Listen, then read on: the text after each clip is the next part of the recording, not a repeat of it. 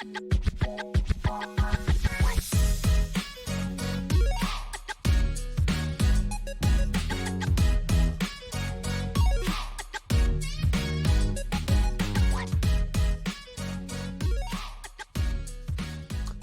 des difficultés résulte du fait que le droit pénal français est peut-être mal adapté, heu, à cette notion de consentement. En fait, il y a une présomption de consentement dans le droit pénal français. En France, on considère qu'il n'y a pas eu consentement si vous avez des preuves du non-consentement. Autrement dit, on va s'intéresser à l'auteur des faits et on va savoir si est-ce qu'il s'est comporté de façon violente, par exemple. Et si on ne trouve pas de preuves de non-consentement, on va considérer qu'il y avait consentement.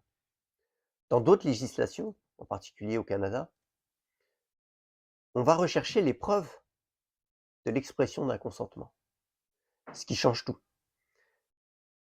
Il faut qu'il y ait eu l'expression d'un consentement pour qu'il y ait eu consentement. S'il n'y a pas les preuves de ce consentement, de l'expression de son consentement, on va considérer qu'il n'y a pas eu consentement. Alors là, le droit français est très largement en retard sur ces modèles législatifs euh, internationaux. L'un des autres problèmes qui a été évoqué au cours des discussions a été la lenteur du système judiciaire, qui semblait même d'ailleurs décourager un certain nombre de participants au fait de déposer plainte. Ou alors à l'insuffisance de la réponse judiciaire. Alors bien sûr, le système est imparfait, néanmoins, malgré tout, c'est nécessaire pour un certain nombre de raisons, ne serait-ce que celle de pouvoir à un moment donné mettre des mots sur quelque chose qui est de l'ordre d'un crime éventuellement, et donc qui est nécessaire aussi pour la victime, mais aussi parce que c'est la seule façon finalement d'interrompre cette chaîne de violence, que de porter plainte, et que le système est malgré tout en train de s'améliorer.